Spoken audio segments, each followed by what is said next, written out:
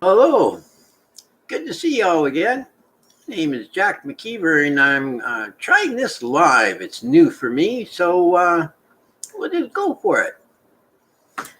Recent days, I've been doing a lot of nature hikes. I love nature. And I've taken some pictures and put them on my Facebook, which you're more than welcome to look me up and find. Um, and people have commented on them that I'm a tree hugger and things like this, but it's a passion of mine. It's a very good passion of mine. I love trees. They give us air. And I'm really, really disappointed on how people are treating nature. It wasn't that long ago, only a few thousand years ago, that we had climate warming and humanity was taken down to 600 people. A little core group in South Africa. It's all in history. We're going through the same thing, and we keep cutting the trees. They give us oxygen. Oxygen's needed for water. You're in for a major climate change. It's time to rethink. It's time to reutilize what we know about technology and use something else other than trees. When you cut down your mature trees, whether they're softwood, whether they're hardwood, and plant a sapling, just a little small tree. It takes 30 to 50 years to mature. So a million saplings does not replace a trillion mature trees. And because of climate warming, you've got more catastrophes, you've got more earthquakes, you got more hurricanes, you've got more forest fires, and they demolish trees too. So what are we going to be left with? Back in the 90s, United Kingdom studies showed that we had 50 years worth of trees left. But they also put on the study they could not account for the atmospheric disturbances, the hurricanes, earthquakes, forest fires, or how big they would be and how many trees they would decimate, let alone how much we use. It takes something like 18 trees, mature, solid, big trees to build a house, one house. So I think it's time we start to rethink this, because otherwise I'm wondering who the 600 are going to be that's left. Trees are very, very, they're utterly important to our survival. And I know that, you got lumberjacks, lumber mills, all of these things that go around about with trees. And all of these people would have to be retrained into something else. But what's the option? Our grandchildren, they'll have no place to play in nature because there won't be any. Think about it.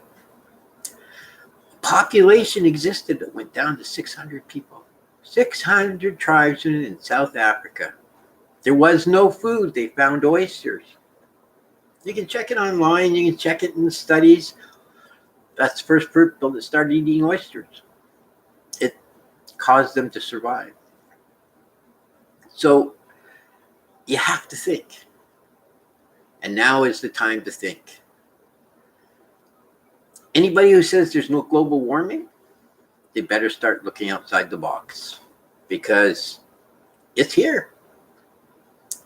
Your salmon have changed migration routes. What are we going to do in nature? They're coming into suburbians and into cities, and they got no woods, they got no food. We're taking it from them. The polar bears changing back into the grizzly bear. They're territorial. How much wood's left for a grizzly bear? They take up a lot of room and they defend it. So we have to start looking at this seriously. And I mean seriously. Global warming is going to be. Europe has done an outstanding job on changing their power grid systems to stop coal and lumber be used for fuel. They're doing a fantastic job. Canada, well, just starting. The States, wow, that's a whole nother ball of wax. So let's look at it. Because when there's no food, and it'll get to that, it got to the point of dry or wet, cold or dry. That's it. There is no in between, so nothing grew.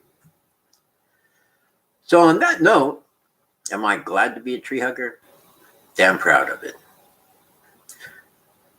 And I hope and pray there are a lot more, because it's going to take a lot to see a change happen.